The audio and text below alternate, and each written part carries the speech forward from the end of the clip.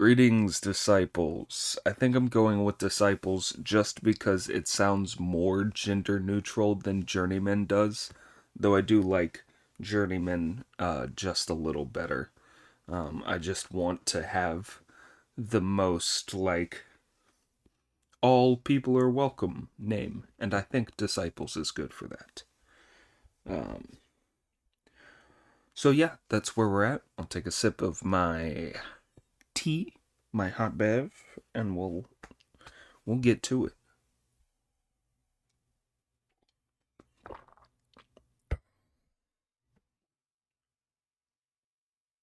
Chapter 40. The boy fools with transformations, disturbing the Dhyana heart. Ape and horse return with a knife. The mother of wood is empty. The story goes on to tell how the great sage monkey and his two fellow disciples landed their clouds and went straight into the palace. Here, monarch, ministers, queen, and prince bowed to them in thanks, a group at a time, and Monkey told everyone the story of how Manjusri had recovered the demon. They all knelt and bowed to the ground repeatedly. Amid all the congratulations, the gatekeeper came to report, "My lord, there are 4 more monks at the gates." This news threw Pig into a panic. "Brother," he said, "has the fiend used his magic to make a false Manjusri to fool us? Perhaps he's turned into a monk now for another battle of wits with us." "Nonsense," said Monkey, ordering that they be summoned inside. The civil and military officials passed on the order, and the monks were sent in. Monkey saw that they were monks from the Precious Wood Monastery, bringing the king's crown, jade belt, yellow ochre robe, and no-worry shoes. "Splendid," said Monkey with delight. "Splendid." He then asked the lay brothers to step forward and made the king take off his monastic headcloth and put on his crown, remove his cotton habit, and don his robe of yellow ochre, replace his silk belt with the jade belt, and kick off his monastic sandals for his no-worry shoes. Monkey then told the crown prince to fetch the wide jade scepter for his father to hold, and invited the king to enter the throne hall to rule once more. As the old saying has it, the court cannot be without a monarch for a single day. The king refused to sit on the throne, but knelt in the middle of the steps, weeping and saying, "Now that you have brought me back to life after I was dead for 3 years, master, I can't possibly go on acting as king. Please ask your master to be king. It will be enough for me to take my wives and children to live as a commoner outside the city." Sanzang absolutely refused to take the throne, his heart being utterly set on worshipping the Buddha and fetching the scriptures.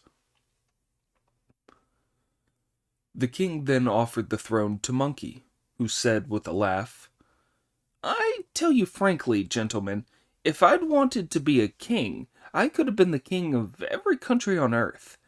But we're all used to being monks now. It's an easy life.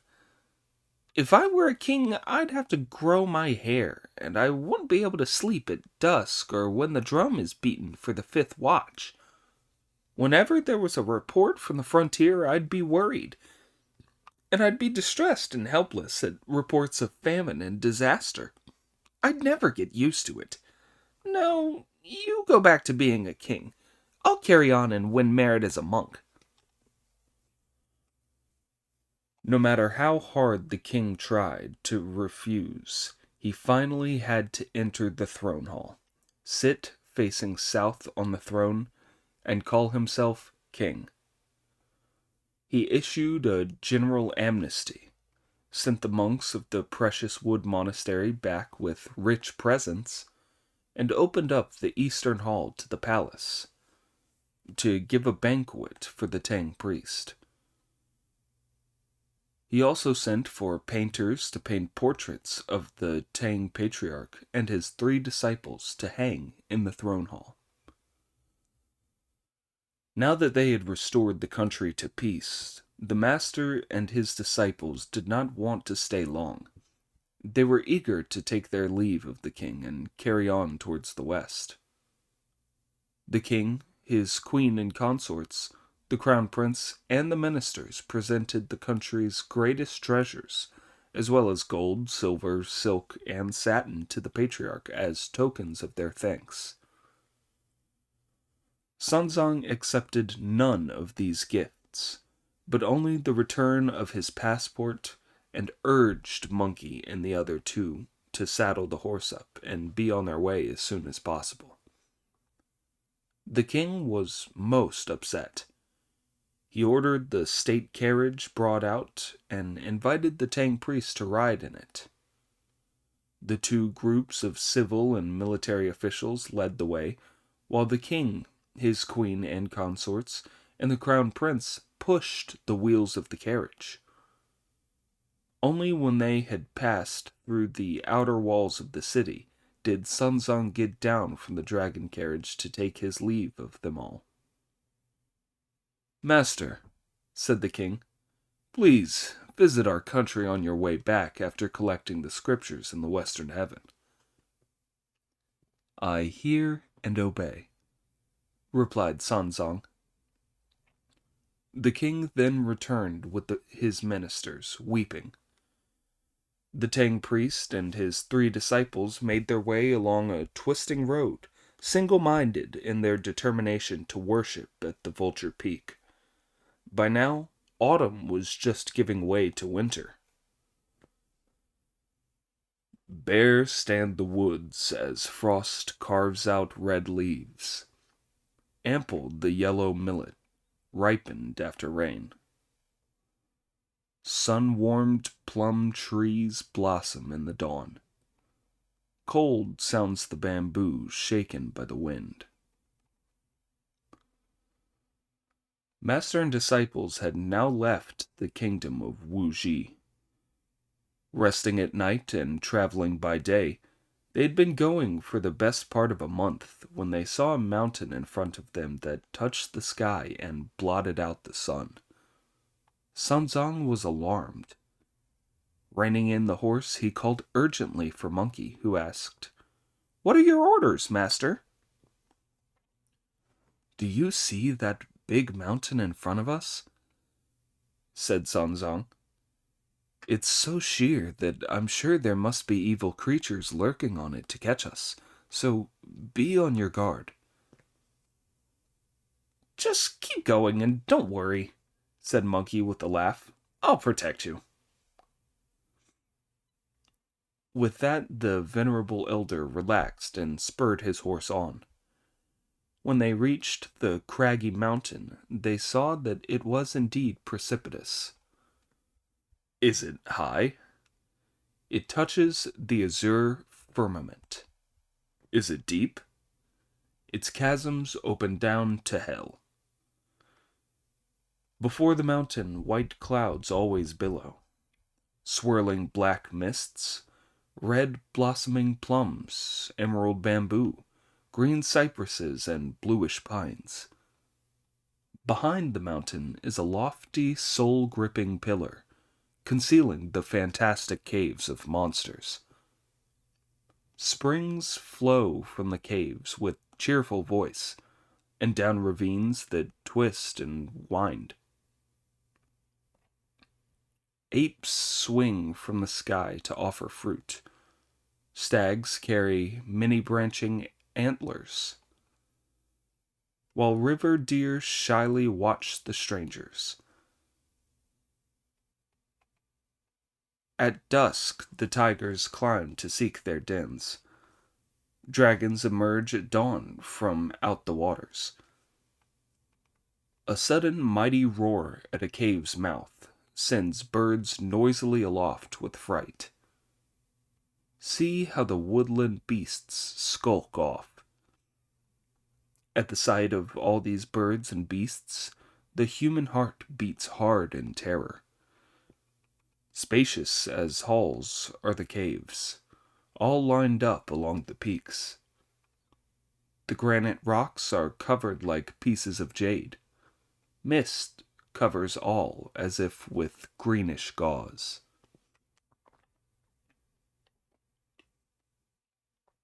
Master and disciples were already frightened enough when a red cloud emerged from a fold in the mountain and rose up straight to the sky, where it formed a ball of fire. Monkey was horrified. As he went to take a closer look, he pushed the master's leg to get him off the horse and said, "Brothers, stay here. An evil spirit's coming." In their alarm, Pig grabbed his iron rake and Friar Sand his staff as they stood guard on either side of the Tang priest. Here, the story divides into two. The red light was indeed from an evil spirit who had heard tell some years earlier that a Tang priest from the east, a reincarnation of the venerable golden cicada, and a holy man who had cultivated his conduct through 10 successive lives, was going to the western heaven to fetch the scriptures. Anyone who ate a piece of his flesh would live as long as heaven and earth. The evil spirit had been longing day in and day out for him to arrive, and now he was here. As the evil spirit looked at them from mid-air, he saw the 3 disciples ready for action as they guarded the Tang priest on his horse. The spirit was full of admiration. "Now there's a monk for you," he said to himself. "I could just make out a fat, white-faced monk riding a horse. That must be the holy Tang priest. But why is he surrounded by those 3 hideous monks? They've all clenched their fists, their sleeves are rolled up, and they're armed. They look as if they're ready for a fight. I wonder if any of them is sharp-eyed enough to see what I am. Looking the way that I do, I haven't a hope of eating the Tang priest's flesh." After he had been arguing it for some time, he said to himself, "If I try swooping down to grab him, I won't get anywhere near him. I'll only get him if I trick him through cunning. Once I've hoodwinked him, I can think of some crafty scheme that's bound to catch him. So I'll go down and try a few games with him." The splendid evil monster then dispersed his red light and brought his cloud down to land on the mountainside, where he turned himself with a shake of his body into a naughty boy of 6, stark naked, tied hand and foot to the top of a pine tree, shouting, "Help! Help!" When the great sage looked up again and saw that the red cloud and the fire had completely disappeared, he told the master to remount and be on his way again. "But you said an evil spirit was here. I don't dare move," replied Sanzang. "Just now I saw a red cloud rise up from the ground," said Monkey, "and turn into a ball of fire in mid-air. It was certainly an evil spirit. As the fire and cloud have now gone, I think it must just have been passing by and wasn't going to do us any harm. Let's go." "You make it sound all very convincing," said Pig.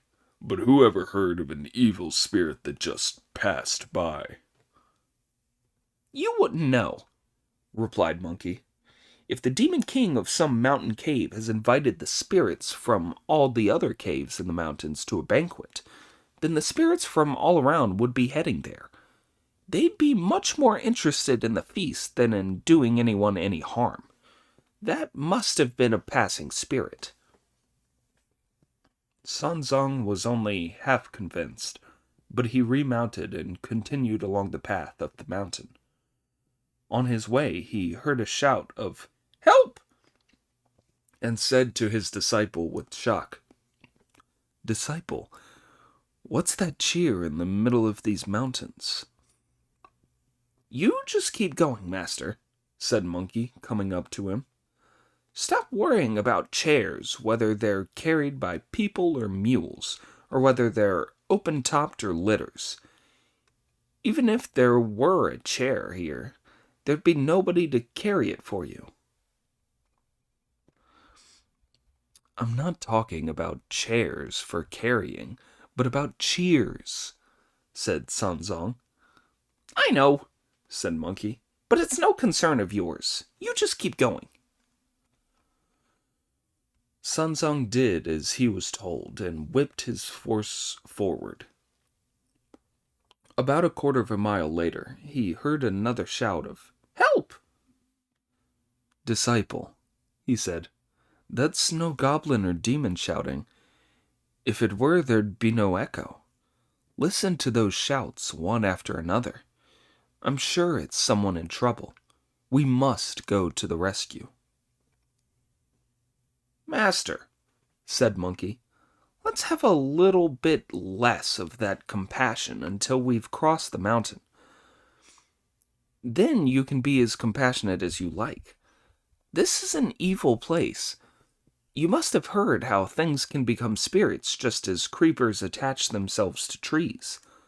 Most of them are no trouble, but there's one kind of python that's developed its powers for so long that it's become a spirit.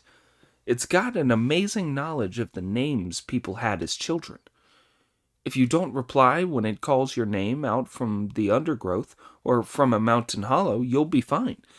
But if you answer a single word, it'll grab your soul and will surely come and kill you the next night. Move! If you get away, you can thank your lucky stars, as the saying goes. Whatever you do, ignore it." The venerable elder still had no choice but to obey and whip his horse on. "I don't know where that damned monster is," thought Monkey. "He just keeps on shouting. I'll have to use separating magic to keep him and the master apart." The splendid great sage then called Friar Sand to him and said, "Lead the horse on slowly while I take a piss." Watch Monkey as he lets the Tang priest get several paces ahead, says a spell to move mountains and make land shrink, and points behind him with his cudgel. Once master and disciples were over the peak, they would have left this demon behind. He then hurried to catch up with the Tang priest and press on up the mountain. But Sanzang heard another cry of "Help!" from the other side of the mountain. "Disciple," he said, "that poor person is very unlucky to have missed us. We've passed him now. Can't you hear him shouting on the other side of the mountain?" "If he's around, he must still be on this side," said Pig. "It's just that the wind has changed." "Never you mind about whether the wind has changed or not," said Monkey. "Keep moving." From then on, they all stopped talking and wished they could step over the mountain with a single stride.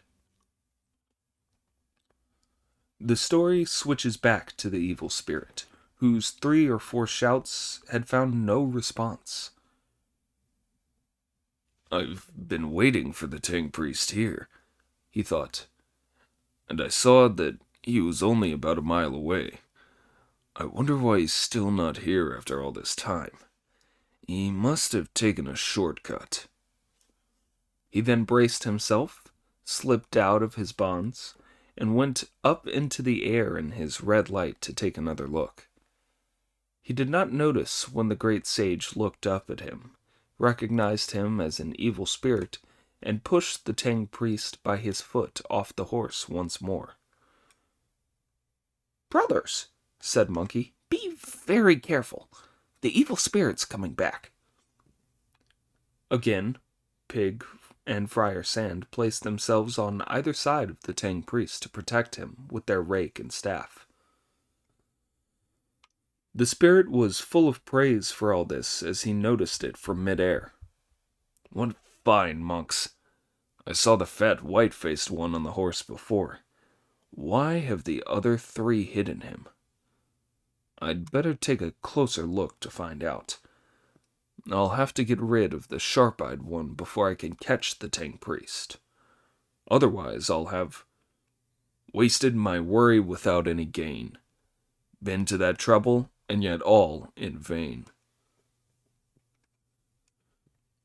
Once more he brought the cloud down, made the same transformation that he had the previous time, and waited at the top of a pine tree. This time he was only a few 100 yards away from them. When the great sage sun looked up yet again and saw that the red cloud had dispersed, he once more asked the master to remount and press on. "But you told me the evil spirit was back," said Sanzang. "So why do you want me to keep going?" "It was another passing one, and it won't dare try to harm us," Monkey replied. At this, the venerable elder lost his temper. "Damned monkey! You keep trying to make a fool of me. When there really are evil monsters, you say there's no problem, but in a quiet, peaceful place like this, you keep giving me terrible frights by shouting about evil spirits. If I were to fall and injure myself, I would certainly not forgive you. It's outrageous." "Don't be cross with me, master," said Monkey. "Even if you did hurt a hand or a foot in a fall, it could be cured easy enough. But if an evil spirit got you, I wouldn't know where to look for you." Sanzang, who was by now in a raging fury, was only dissuaded from saying the band tightening spell by Friar Sand's entreaties. Yet again he remounted to carry on with his journey. He was not even settled in the saddle when he heard another call of, "Help, master!" He looked up to see a little boy hanging naked in a tree. Reining in his horse, he started to abuse Monkey again. "You damned scoundrel ape! There's not a shred of kindness in you. All you can think of is wickedness and murder. I told you it was a human voice, but you kept yelling over and over again that it was a monster. Can't you see the boy in the tree?" As the master was so angry, Monkey sneaked a glance at him and saw what sort of expression he was wearing. Then he bowed his head and made no reply. Firstly, because there was nothing he could do, and secondly, because he was afraid that the master might say the spell. When,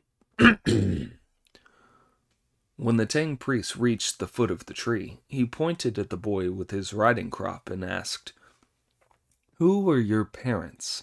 Why are you hanging up there? Tell me, and I will save you." Oh dear, he was truly an evil spirit to make himself look like that, but the master only had mortal, fleshly eyes, and could not see what he was. The evil spirit put on even more of an act hearing these questions. "Master," he called, tears pouring down, "I live in the village by Withered Pine Ravine, to the west of the mountain. My grandfather was known as Millionaire Hong because he had such a huge fortune. He died a long time ago and left everything to my father. Nowadays we throw our money around and we're not nearly as rich anymore. That's why my father's called 100,000 Hong. All he likes doing is making friends with all the big shots around and lending his gold and silver out at interest. But they were crooks who swindled him out of the lot, and he lost both capital and interest. My father swore never to lend out another penny. Then the people who borrowed from him became so desperate with poverty they formed a gang. They attacked us in broad daylight with fire and weapons, stole all our goods, and killed my father. Because my mother is so beautiful, they carried her off to be the bandit chief's woman. She couldn't bear to leave me behind, so she hid me in her clothes and went weeping and trembling with the bandits. When they got to this mountain, the bandits wanted to kill me. They only spared me from the sword because of my mother's desperate pleas. Instead, they tied me to this tree to die of cold and hunger. I don't know where the bandits have taken my mother. I've been hanging up here for 3 days and nights, and you're the first people to come past. I must have earned merit in a previous life to have met you in this one, master. If in your great compassion you can rescue me and take me home, I'd gladly sell myself into slavery in order to repay you. I won't forget what you've done for me, even when I'm buried." Taking all this for truth, Sanzang told Pig to undo the ropes and bring the boy down.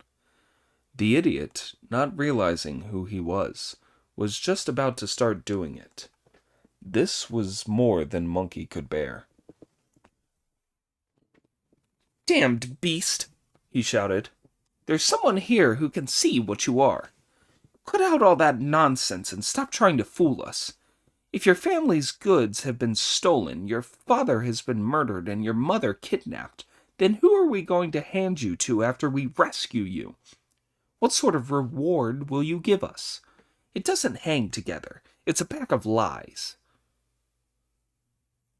This frightened the evil spirit, who realized now that Monkey was an able opponent and was keeping an eye on him. So he trembled and wept as he continued. "Although I've lost my parents and all my family's goods, I've still got all our land and my other relations." "What relations?" Monkey asked. "My other grandfather lives to the south of the mountain," the evil spirit replied, "and my aunt's home is north of the ridge. Lee the Fourth from the head of the ravine is married to my aunt, and Hong the Third in the woods is a distant uncle. I've also got cousins living around the village. If the venerable master will save me and take me back to the village and my relations, I'll tell them all about the venerable master's kindness in rescuing me. I'll mortgage or sell some land and reward you richly." At this, Pig blocked Monkey's way and said, "Brother, you can't interrogate a little boy like that. He told you that the bandits only took his movable goods. How could they have possibly taken his houses and land? If he tells his relations all about it, the most we'll eat will be an acre and a half's worth, no matter how big our appetites are. Let's save him." All the idiot could think about was his stomach. He did not care at all whether he was acting wisely as he cut through the ropes with his monk's knife and let the demon down from the tree. The demon then kept kowtowing and weeping copiously in front of the Tang priest's horse. The tender-hearted priest said, "Come up on the horse, boy, and I'll carry you with me." "Master," said the boy, "my hands and feet are numb after hanging by them for so long, and my back is hurting too. Besides, we villagers don't know how to ride." The Tang priest then told Pig to carry the evil spirit, who stole a quick look at Pig and said, "Master, my skin is so tender after being frozen that I couldn't bear to have this gentleman carrying me. His long snout, big ears, and the bristles on the back of his head would stick into me something terrible." "Friar Sand," said the Tang priest, "you carry him." The boy then took a glance at Friar Sand and said, "Master, where the bandits raided our house, they gave me a terrible fright. They were all made up like actors, wore false beards, and carried sticks and swords. The sight of that evil-looking reverend gentleman scares the wits out of me. I wouldn't dare let him carry me." The Tang priest then told Monkey to carry the boy, to which Monkey agreed with a chuckle. The monster concealed his delight as he docilely let Monkey carry him. Monkey pulled him over to the side of the path and tried him for weight. The boy was only about 3 pounds 10 ounces heavy. "Damn you, you demon," said Monkey. "You die today. How dare you try your tricks on me? I know that you're one of those." "I'm the son of a good family who's had the bad luck to meet with disaster," protested the demon. "What do you mean by calling me one of those?" "If you're the son of a good family," said Monkey, "then why are your bones so light?" "I have very small bones," said the demon. "How old are you?" Monkey asked. "6 this year," the demon replied. "You still ought to put on at least a pound a year," said Monkey with a smile. "You should weigh at least 6 pounds. How come you're less than 4? "I wasn't breastfed as a baby," said the demon. "Very well, then," said Monkey. "I'll carry you. But mind you warn me if you need to piss or shit." Sanzang then pressed ahead with Pig and Friar Sand, while Monkey brought up the rear with the demon on his back. They carried on towards the west, as this poem proves.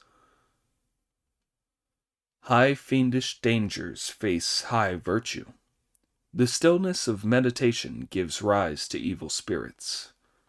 When the heart lord is upright and takes the middle way, Wood's mother foolishly treads the wrong path. The thought horse silently nurses desires. The yellow wife wordlessly worries and grieves. When the stranger prospers, he rejoices in vain. From just this place must one vanish. As the great sage Monkey carried the evil spirit, he felt very resentful of the Tang priest for not realizing how hard the going was for him. "It would be bad enough to cross these high mountains empty-handed, but he has to make me carry someone else too. Even if this wretch is a good boy and not an evil spirit, he's lost his parents and I don't know who I should take him to. Best thing would be to dash him to the ground and finish him off." The demon knew what Monkey was thinking, so he drew in 4 deep breaths from all around, then blew them out again on Monkey's back, which made Monkey feel he weighed 1,000 pounds. "You're using extra weight magic to weigh me down, my lad," laughed Monkey. This made the monster afraid that Monkey was going to kill him, so he got his spirit out of his body and sprang up into the 9th layer of cloud. Now that Monkey was finding the load on his back even heavier, he grabbed the boy and smashed him so hard against a rock by the path that the boy's body looked like minced pork.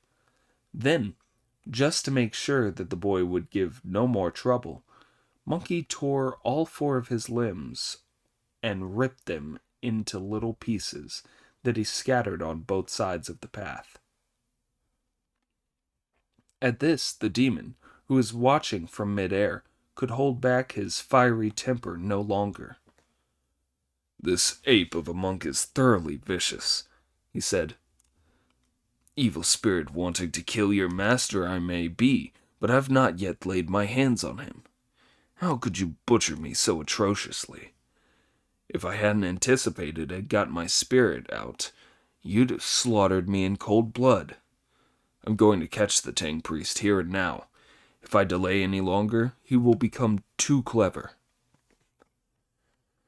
The splendid evil spirit then conjured up a whirlwind in midair. It was a terrible one that sent stones and dust flying. What a splendid wind! The bowling whirlwind carried a stench over clouds and water. The sun and moon were blacked out by its pall. The trees along the ridge were soon uprooted. The flowering plums were flattened, trunks and all. Sand-blinded travelers could barely walk along. The paths were blocked by many a crashing rock. Its swirling mass made the earth seem dark. The mountain creatures screamed and howled from shock. It blew so hard that Sanzang could barely stay on his horse. Pig could not look straight ahead, and Friar Sand had to bend and cover his face. Realizing that this was a devil's wind, the great sage rushed forward to catch them up, but the demon had already scooped the Tang priest up in his wind. Sanzang had disappeared without a trace. Nobody could tell where he had been taken or where to start looking for him. Before long, the wind fell and the sun was shining again. Monkey went up and saw that the white dragon horse was trembling and neighing. The luggage had been thrown into the path. Pig was hiding under a crag and whimpering, and Friar Sand was squatting, howling on the mountainside. "Pig!" shouted Monkey, and recognizing his voice, the idiot looked up to see that the storm was over. He climbed to his feet, grabbed hold of Monkey, and said, "What a wind!" Friar Sand came forward too and said, "That was a twister, brother. But where's the master?" "That wind blew so hard," said Pig, "that we all had to hide our heads, close our eyes, and take cover. The master laid down on the horse's back." "But where's he gone now?" Monkey asked. "He must have been blown away by the wind as if he were made of rushes," replied Friar Sand. "Well, brothers, we might as well split up here and now," said Monkey. "Yes," said Pig. "The sooner the better. It'd be a very good idea if we all went our separate ways. This journey to the western heaven is endless. We'll never get there." Hearing them say this made Friar Sand shudder and turn numb. "Brothers, what terrible things to say," he said. "We all committed crimes in our earlier lives and were converted by the Bodhisattva Guanyin, who administered the vows to us and gave us our Buddhist names. We all adopted the Buddhist faith and volunteered to protect the Tang priest on his journey to the west to worship the Buddha and fetch the scriptures. This is how we are going to atone for our crimes. If we give up here and talk about going our separate ways, we'll fail to do the good deeds the Bodhisattva asked of us, and will disgrace ourselves. People will jeer at us and say that we've got no staying power." "You're right, brother," said Monkey. "But why wouldn't the master do as he was told? My fiery eyes and golden pupils can tell good from evil. The whirlwind just now was caused by the boy who was hanging from the tree. I could see he was an evil spirit, but neither of you nor the master could. He thought the boy was the son of a good family and made me carry him. Just when I decided to get rid of him, he used his magic to make himself heavier and weigh me down, so I smashed him to bits. I reckon he must have used his powers to escape from his body, called up the whirlwind, and carried the master off. If only the master hadn't always ignored my advice. That's why I was so discouraged and said we ought to split up. I accept your sincere advice, brother, but I don't know what to do. What do you suggest, Pig? What I said just now was nonsense, said Pig. I was talking off the top of my head. Of course we shouldn't split up. Brother, we'll just have to do as Friar Sand says. Find the monster and save our master. Yes, brother, said Monkey cheerfully, his anger now gone.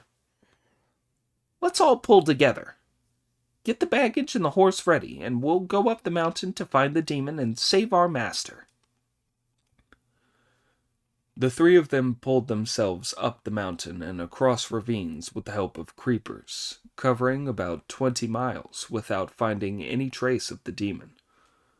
The mountain was completely without birds and beasts, but there was many a tall pine. By now, Monkey was really anxious, so he sprang up on a craggy peak, shouted, "Change!" and gave himself 3 heads and 6 arms, so that he looked just as he had when he made havoc in heaven. Then he shook his gold-banded cudgel, so that there were 3 of that too. With much whacking and thwacking, he lashed out wildly to the east and to the west, clearing paths both ways. This is terrible, brother, said Pig to Friar Sand. Monkey'll never find the master this way. He's just in a furious temper. Monkey's lashing about flushed out a whole crowd of poverty-stricken local gods dressed in rags and tatters, with no seats to their breeches or legs to their trousers. They all knelt on the mountain slope and said, "Great sage, we mountain gods and local deities pay our respects." "Why are there so many of you?" Monkey asked. "Great sage," they replied, kowtowing, "this mountain is known as Mount Hao. It measures 200 miles around. As there is a mountain god and a local deity every 30 miles or so, that makes 30 mountain gods and 30 local deities. We heard yesterday that you were coming, great sage, but we have been late greeting you because we could not all assemble quickly enough. That is why the great sage has been so angry. We beg him to forgive us." "I'll let you off this time," said Monkey. "But I've got something to ask you. How many evil spirits are there on this mountain?" "Just one, Lord and Master," they replied. "But he's really beggared us. We hardly get any incense or paper offerings burnt for us now, and no food or blood at all. We have to go hungry and naked.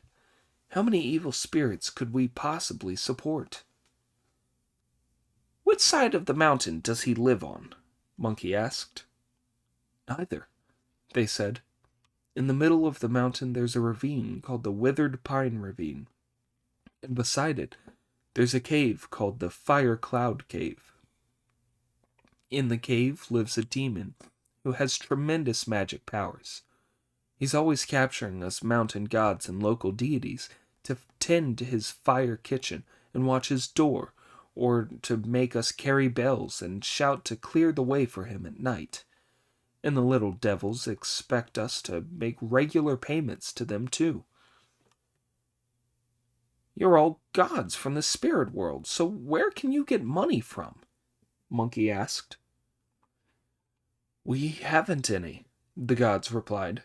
"We have to muster all of us spirits morning and evening to catch a few deer, and if we haven't anything to offer, they'll come to tear down our shrines and take off our own clothes. He's made life impossible for us. We beg and beseech you to rid us of this monster and save all the spirits of these mountains."